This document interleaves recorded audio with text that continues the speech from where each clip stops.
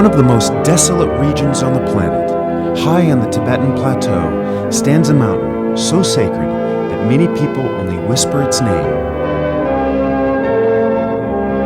The Hindu, Buddhist, Jain, and Bon religions consider this mountain to be the center of the world. For millennia, pilgrims of these beliefs have converged here to pay their respect, to pray for redemption, and to seek inspiration for a way of life. This mountain is known as Kailash.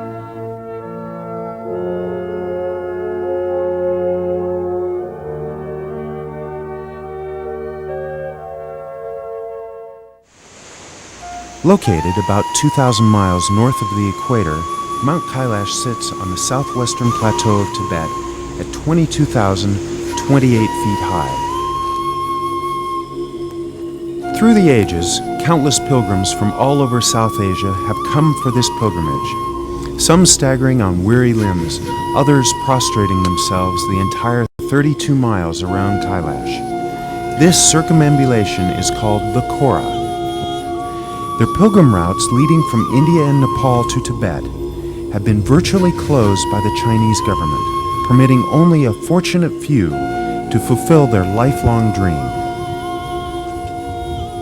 Join us as a group of 4 modern explorers trace the ancient pilgrimage around Mount Kailash. They will brave a rigorous journey on the route of the oldest pilgrimage in human history before politics and modernization alter it forever. The expedition will trek a pilgrim's route which leads over the Himalayan mountains from Nepal into southwest Tibet. Leading the team is Dr. Peter Skafte, an anthropologist and the director of Folk Traditions Conservancy, which studies and records vanishing folk traditions.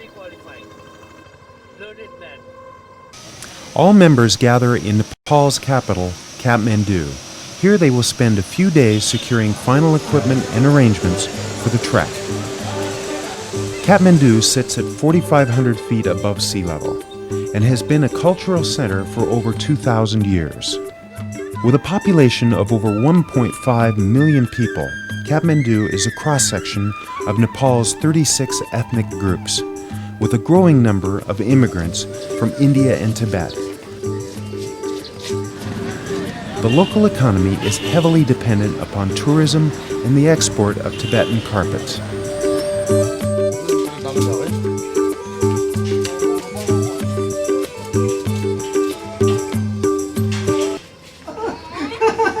The one true Buddhist pilgrim among them is Krishna Guru.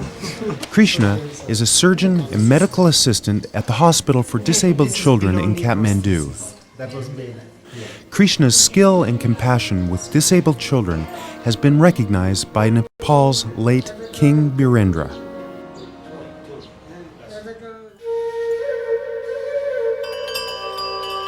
Chinese restrictions have made the pilgrimage too expensive for most Indian and Nepali people like Krishna, reserving the opportunity for the very wealthy who can afford the required permits.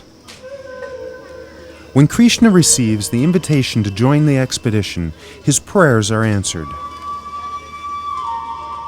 Dr. Philip Friedman is an old associate of Krishna's and practices medicine in Vail, Colorado. Philip expects to find meaning in this journey by helping sick and disabled people he meets along the way. Philip is joined by his wife, Karen Friedman, who is a lawyer and nurse.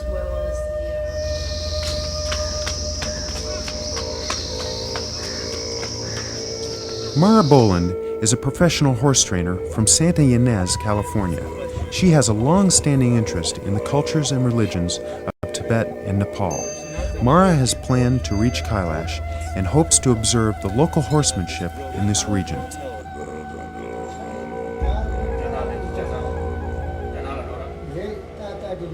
Peter and Mara visit a professional horse trainer and friend, Seto, a Tibetan refugee. Seto belonged to a group of 1,700 Tibetan horsemen who fought the Chinese during their invasion of Tibet in the 1950s.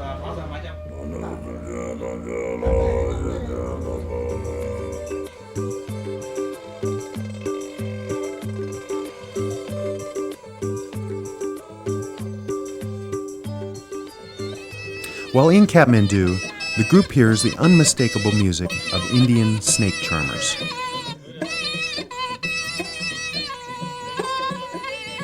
By amazing coincidence, Peter had met these people in India 20 years before while writing an article about their caste.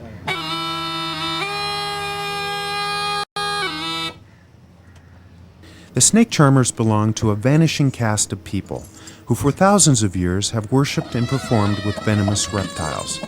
Contrary to some Indian snake wranglers, these people do not remove the fangs or venom.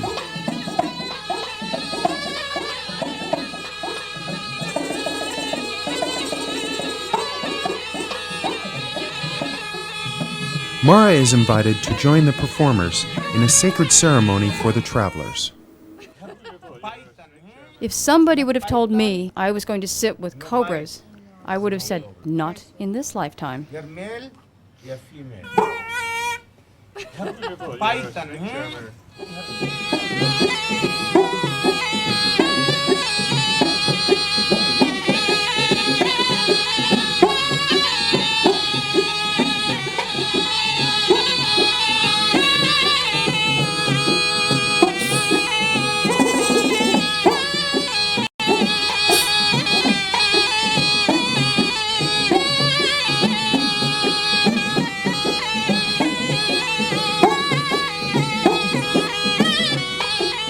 The snake charmers are devout Hindus. They believe their supreme god Shiva lives on the summit of Mount Kailash and wears a cobra around his neck. When they heard we were on a pilgrimage to the sacred mountain, they covered us with snakes to bless us and give us spiritual power. The charmers warn that this is not the most propitious year for a pilgrimage.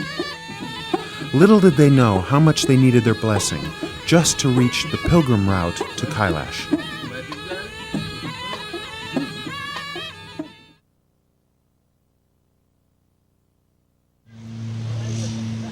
The team plans to fly to Simikot in northwest Nepal, but first they have a one-day layover in Nepalganj on the Indian border.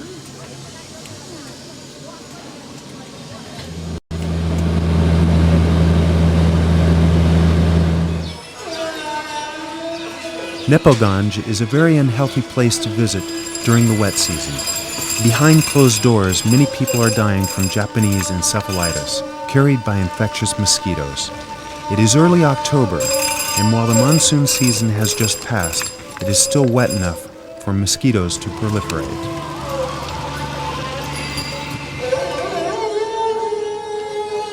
Bad weather turns a one-day layover into a grueling and risky 6-day delay. The validity of their trekking permits depends strictly on the days reserved, and there is no way to communicate with the guides who wait for them across the Tibetan border.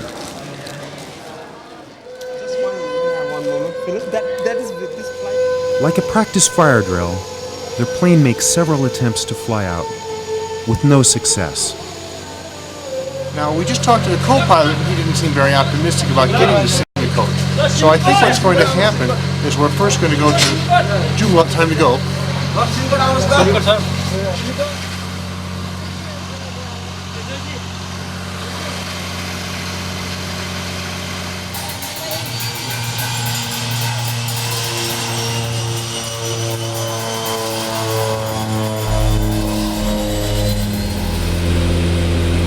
Phil and Karen, who are both private pilots, are unaware of the realities of flying in Nepal.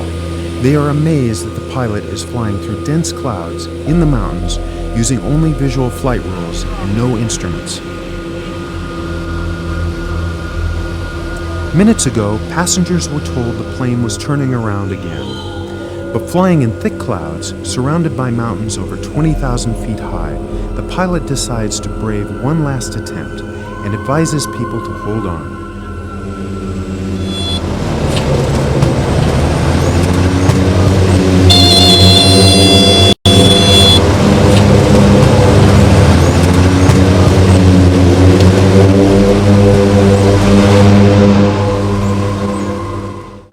Well, we thought we were going to divert, but we did not.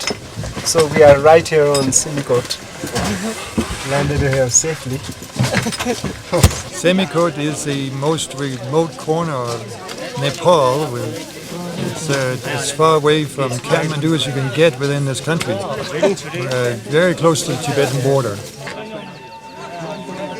The group survives the daunting approach, only to find that half of their luggage did not get on the airplane.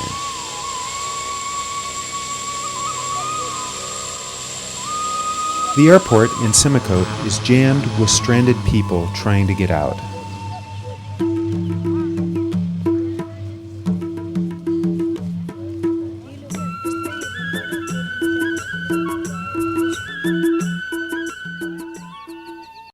The group decides to scavenge for badly needed supplies. They can waste no more than 2 days waiting for their lost luggage before they lose their permit window. Rob was kind enough to do was to sell me his boots. So at least I have some boots to go. They're Swiss boots. I've never had Swiss boots before.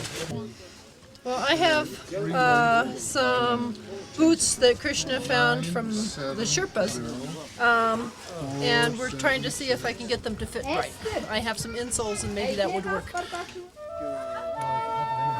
The expedition meets their Nepalese Sherpa guides from Snow Leopard Trek. They decide to wait a day for the rest of their luggage. Yes. Semikot. Semikot, yes. It beats the mosquitoes. Krishna. Semikot. Santi Rokaya, her name is Santi Rokaya. She's got a wicker basket and everybody carries. Seeking out a vanishing folk tradition, Peter and Krishna connect with a local shaman in Semikot. In Nepal, the older shamanic beliefs have fused with Hinduism and Buddhism. The shaman is a traditional healer who, on the behalf of community leaders, intervenes with harmful and beneficial spirits.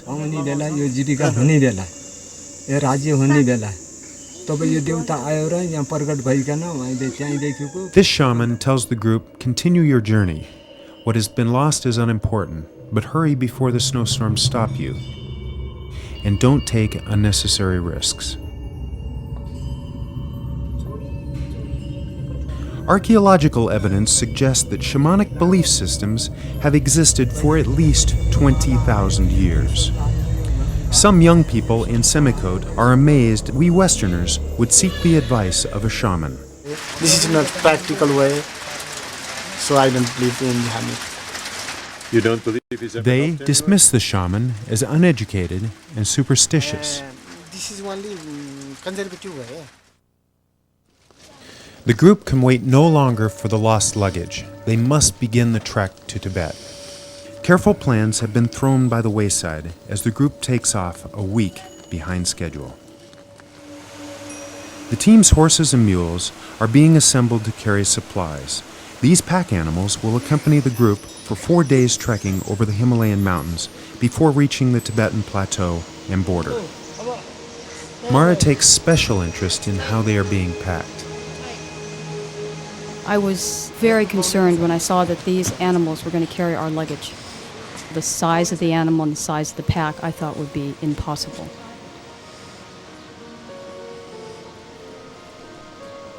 But realizing that there's hardship for both humans and animals, but they assist each other.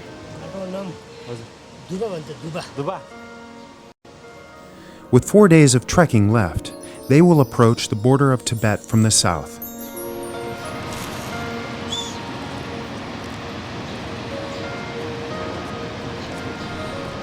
The trail leads up the Karnali River Gorge toward its source, Mount Kailash.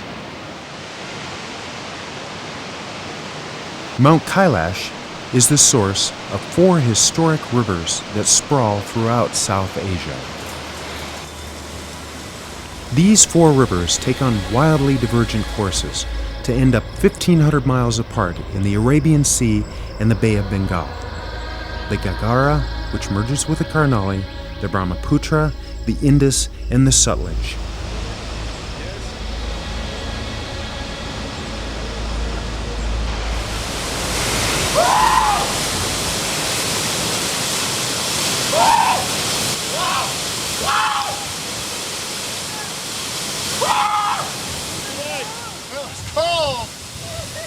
great. Woo! Ah.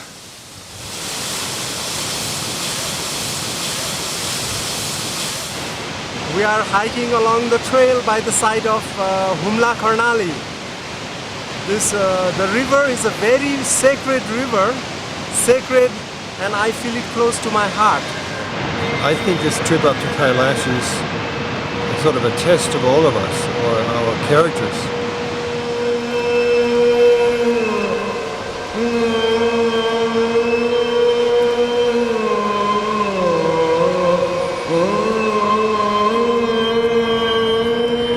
Borrowed shoes begin to produce blisters that, if left unchecked, can be completely debilitating.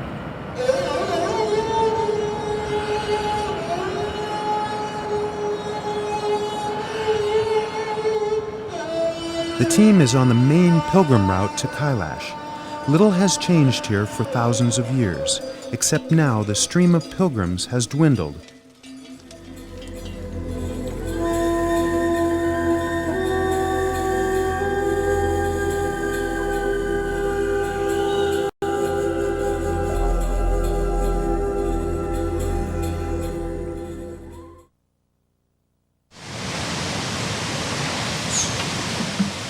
The group camps along a small tributary of the Karnali River, where there is plenty of grazing for the animals.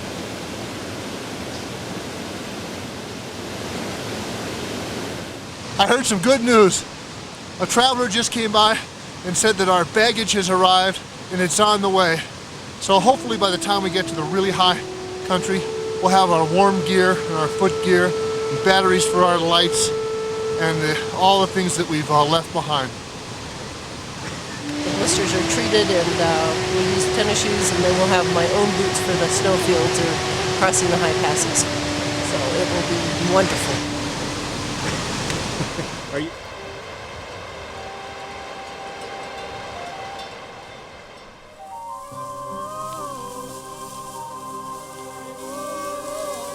Local villagers here still use yaks to separate grain from straw during barley harvest season. The barley, after being ground into flour and mixed with butter and tea, becomes a staple of their diet, called champa.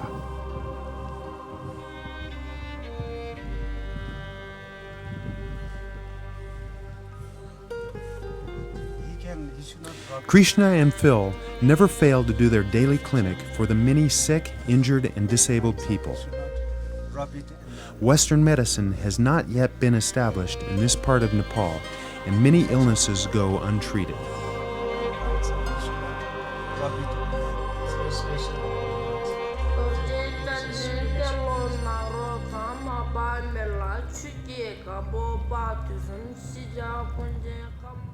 Today they faced the last and highest pass before entering the Tibetan plateau. The guides make a strong dip consisting of crushed onions, garlic, and spice. They claim it helps them adjust to the altitude. The horses and mules look remarkably healthy, considering the steep terrain they have to negotiate. Even their hooves, which are unshod, show little wear from the rocky trails. These mules have been bred to withstand grueling marches. It's perfectly rounded, and this is just like flint. And you know, there's nothing to really, there's not a single crack in this hoof.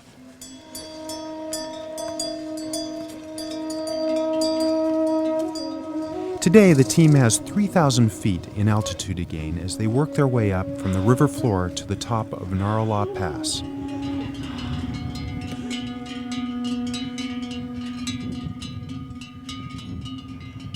For health reasons, it is not advised to gain more than 1,500 feet per day.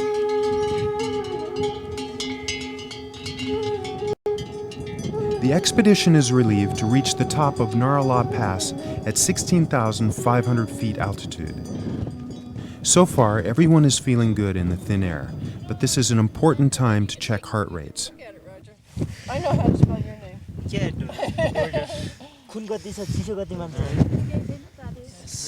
I just have to shield it so I can, the sun is so bright. We're just checking everybody's pulse ox. We're at the top of Narangwa. 16,000, I don't know how many feet, 4,700 meters.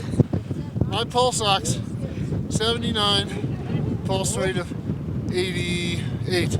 Is that good? Well, it's not as good as Pemba. Pemba was 90, and his pulse rate was only in the low 80s. So,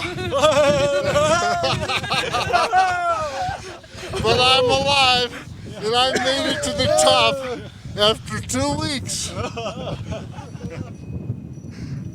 Due to the expedition's 1-week delay, no one knows if the Tibetan guides still wait at the border.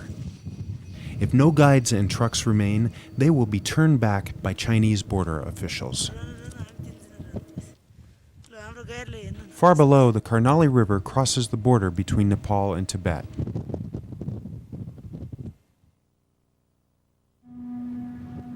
Luckily, their Tibetan guides still wait with trucks at the border, but their troubles are not over.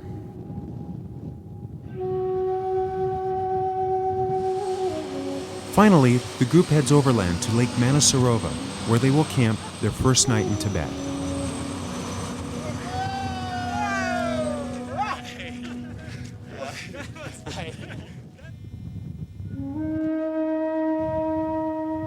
Tibet's Buddhist saint Milarepa compared Lake Manasarovar to a turquoise mandala. The Hindus believe the god Brahma created the sacred lake as a reflection of his mind. The elevation of the lake is 15,000 feet, and a good place for the team to acclimatize for a few days before ascending higher. Well, I think it's more beautiful than I expected. It's much more beautiful, and it just has overtaken my heart. The lake's clear waters are reputed to have miraculous healing properties.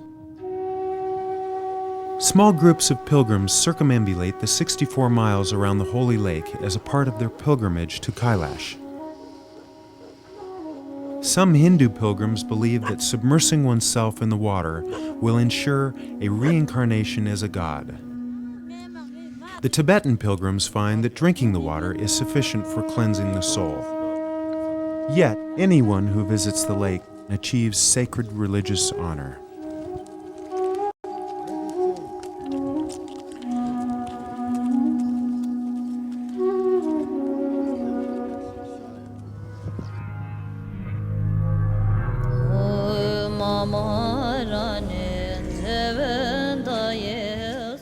In this area, known as the Barka Plains, the expedition encounters many nomads living by traditional cultural means. These nomads live in complete symbiosis with their herds of yak, sheep, and horses. They are exceptional horsemen who never raise a hand or use harsh words with their animals.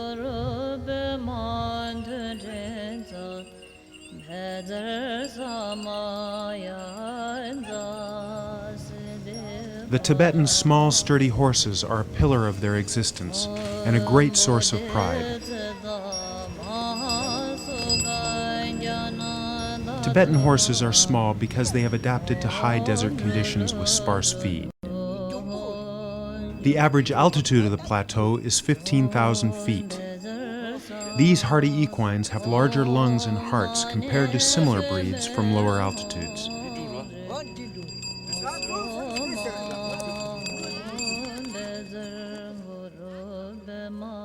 One of the nomad's horses caught Mara's eye. After many days, 1 month, The Tibetan guide and interpreter, Doko, asked this nomad if Mara could ride. yeah. He's worried about you, but he's not worried about his horse, because his horse is aggressive. If you want, you can try another horse. I felt I had instant chemistry with this horse. But when I asked permission to ride, the owner expressed concern for my safety. I always try to make friends with a horse before I get on its back. If it shows that it accepts me as a friend, it is less likely to misbehave. This little horse was no exception. We got along just fine. Tibetan ponies are similar to Icelandic ponies in that they can do 5 different gaits with great ease.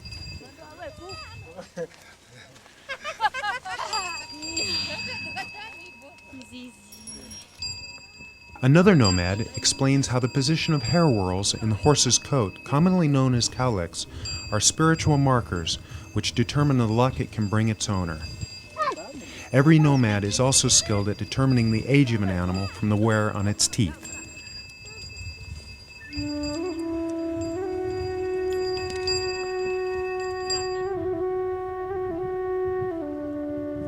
The sparse vegetation on the Tibetan plateau require enormous areas to sustain grazing herds of sheep, yak, and horses. As the grazing is exhausted in one territory, the nomads are forced to move according to a seasonal schedule.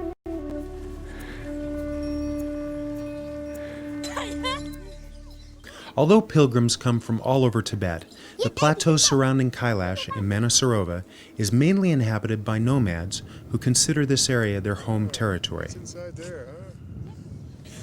Woolen tents are their only protection from icy winds and frequent storms. Small brush and dried animal dung provide traditional fuel for both cooking and warming their tents. Krishna and Philip offer medical assistance to their new friends.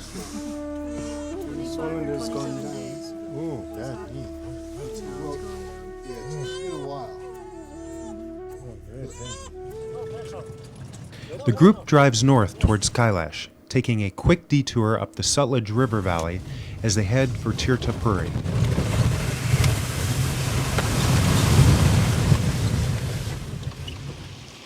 The expedition visits the hot springs and monastery at Tatopuri. This is a very important holy site in connection with the Kailash pilgrimage. Padmasambhava was an Indian prophet who brought Buddhism to Tibet in the 8th century. He used to visit Tatopuri and Kailash frequently for meditation. Inside the temple are numerous artifacts that survived the Chinese Cultural Revolution. The most prized object in the temple is a rock with Padmasambhava's footprints.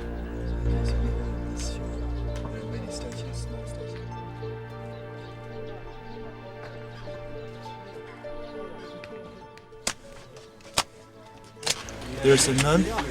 She has been living here for about 2 months. Before this 2 months, she has been living in a small monastery around Mount Kailash for 13 years. This female monk has completed the Kailash pilgrimage 136 times, 7 times prostrating the entire path. Maroon is one of Tibet's spiritual colors. The pigment for this holy paint comes from nearby soil with a very high iron content. For centuries, many sacred methods of prayer are used on the pilgrimage. Prayer flags are called wind horses. Each time the cloth flutters, a prayer is sent to the heavens. A monument of yak skulls and money stones indicate another sacred site. Here, the horns and yak skulls help to ward off evil spirits.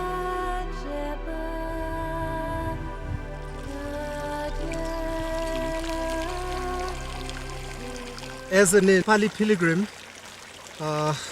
I wanted to also have a dip in when we camped by the holy Manasarovar lake. It was so beautiful, but I touched the water. It was very, very cold.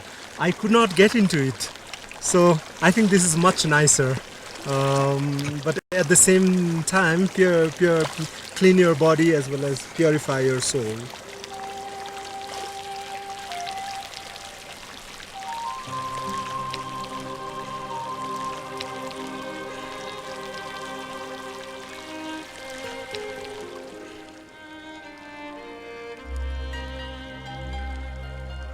No scholars are entirely sure how long Mount Kailash has been the object of worship. Buddhism has only taken root in Tibet during the last 12 centuries. Before this time, the shamanic Bon religion reigned supreme. This ancient folk belief system is still present in Tibet. so the group monastery called Guru Gym, in order to learn more about the mythic origins of Mount Kailash.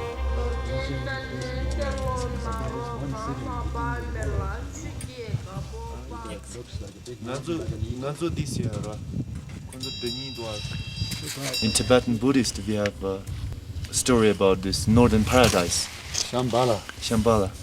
In Tibet, that's the name in Buddhist name for this paradise. Yes. In their religion, in Bon religion, they have also a paradise like that, but they have different name. I see. They have historical records for 18,000 years back. I see. 18,000 years ago, the founder, legendary founder of this Bon religion, was born in this paradise. In Omoloring. In Omoloring, in this paradise. The ancient Bon religion considers Mount Kailash to be the center of their universe, and followers believe they have worshipped this region for over 18,000 years.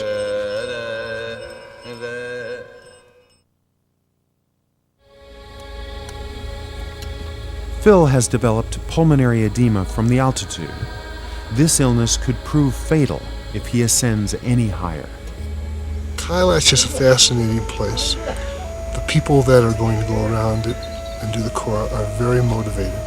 This is an arduous journey. We're going to go from 15,200 tonight to 16,200. Then the next day over an 18,000 plus pass and down. And the people that are going to go are very motivated because it means a great deal to them to do the Kora, to circumambulate Kailash. And while I find Kailash a very beautiful place,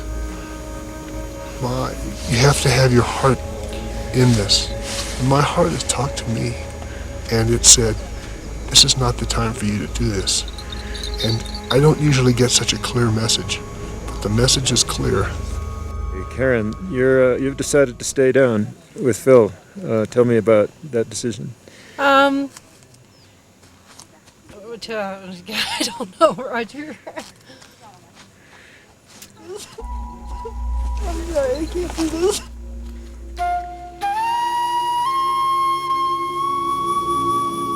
The remaining team members prepare for the ritual circumambulation of Kailash. They will have 3 days to complete this journey called the Kora. Hindu, Buddhist, and Jain pilgrims walk clockwise around Kailash. Only the Bon walk the opposite way.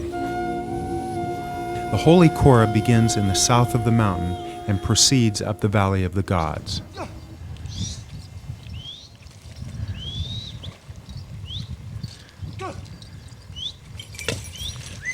Some pilgrims use yaks to carry their equipment and food. Yaks are extremely sure-footed and need less food in relation to their body weight than any other bovine.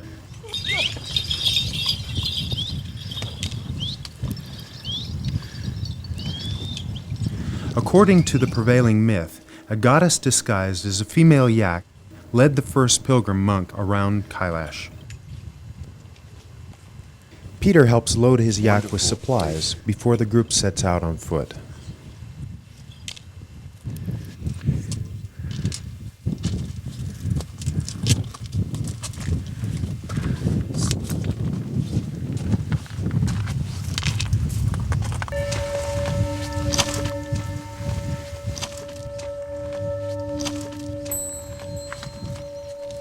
A few miles up, a kind lama gives them a tour of Choku Gumpa. Gumpa is the Tibetan word for Buddhist monastery.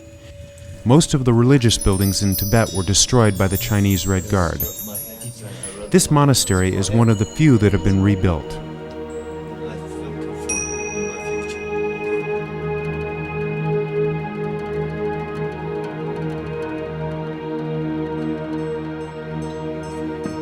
This caretaker monk and his family are local Tibetan Buddhists. They explain that these treasures were hidden from the Chinese Red Guard during the years of the revolution.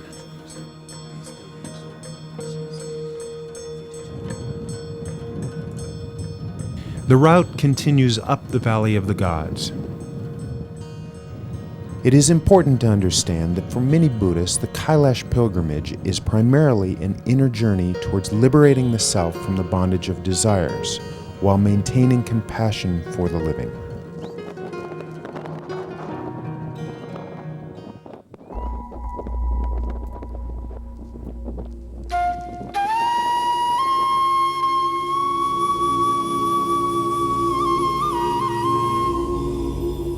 The sheer north side of Kailash rises straight up in an imposing, icy 5,000-foot face.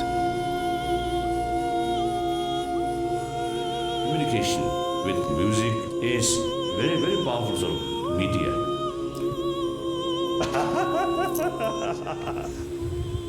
The morning air is clear and cold on what is to be the most strenuous day of the journey. The group has a standard breakfast of rice, curry, and lentils before setting off in the footsteps of countless pilgrims.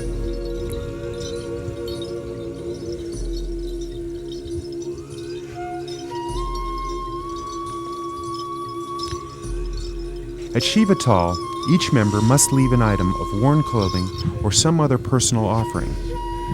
This is where pilgrims suffer spiritual death and purification before being reborn on top of Doma Pass. Pilgrims may remember the great poet Saint Milarepa's words: "Toss to the winds the concerns for this life, and impress upon your mind the uncertain time of your death."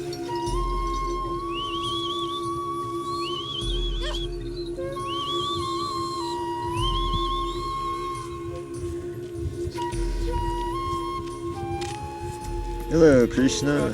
How are you? Well, it's been a wonderful morning, and we are at 17,440 feet high. The air is a little bit thin. This is being thankful for everything I have, especially having such a wonderful family and wonderful friends, and to be able to experience wonderful things in life. As this moment up here near the sacred mountain. Krishna composes his own melody as an offering to the gods of Mount Kailash.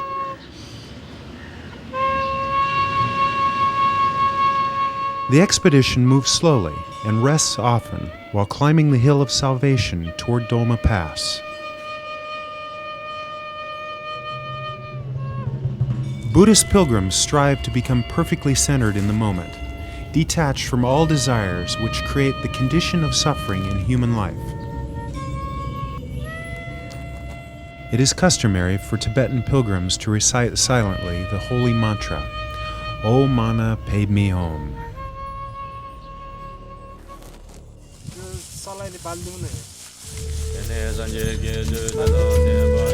Finally, they reach the top of Doma Pass at 18,600 feet. Prayer flags are attached as pilgrims remember loved ones.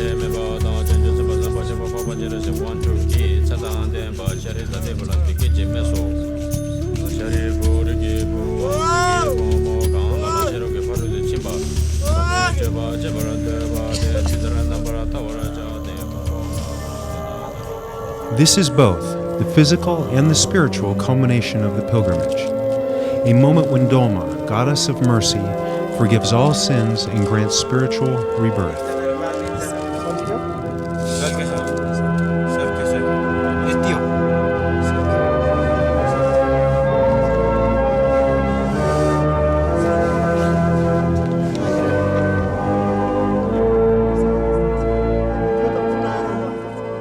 All rejoice as Krishna performs a ceremony for the team and gives thanks at the sacred Doma rock.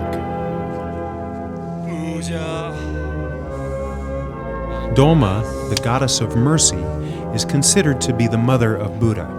This will have special significance for Peter, who finds out later that his mother has passed away during this time.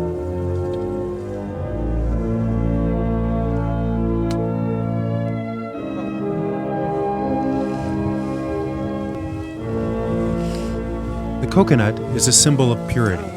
The water within is never contaminated.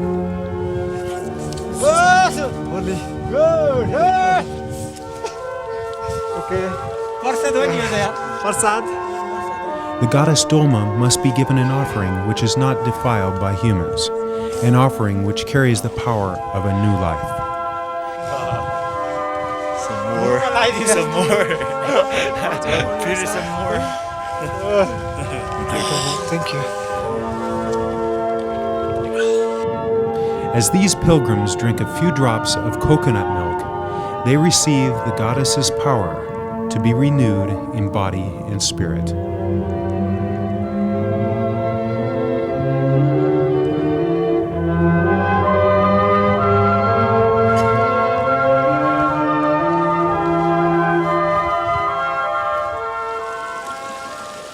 The next morning, 3,000 feet below Doma Pass, there's a light snow cover on the ground.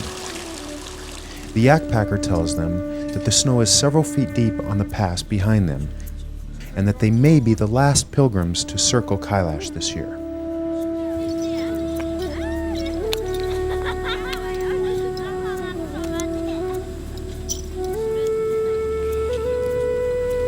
How are you?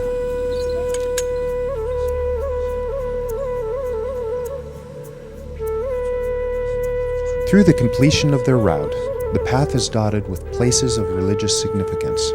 Some pilgrims stop to carve holy scriptures into stone. So pilgrims who have passed through, they have taken time to carve the holy scriptures on the rock. Others walk around these holy sites clockwise before hurrying on to complete the Kora.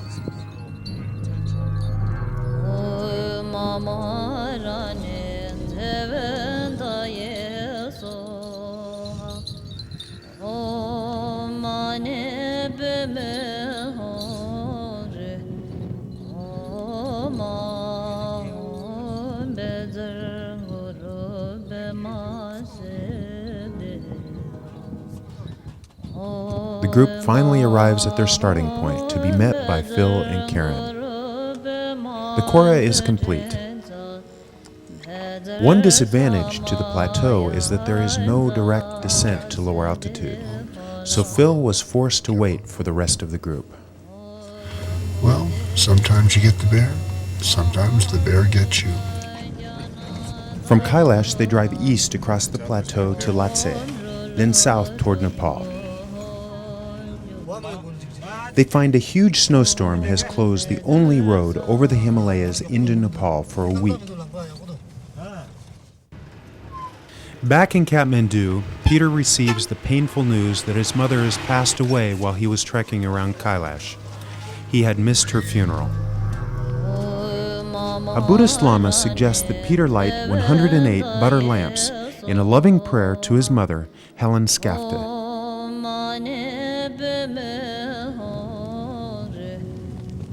A pilgrimage, the Dalai Lama has said, is not a required act.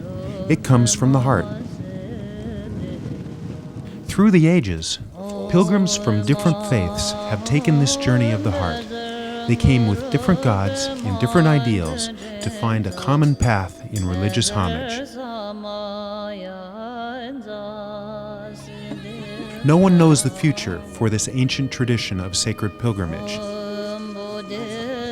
One could only hope that people will always be able to protect spiritual traditions. The expedition has experienced what remains of an age-old honored ritual for a people whose restricted culture literally hangs on a prayer.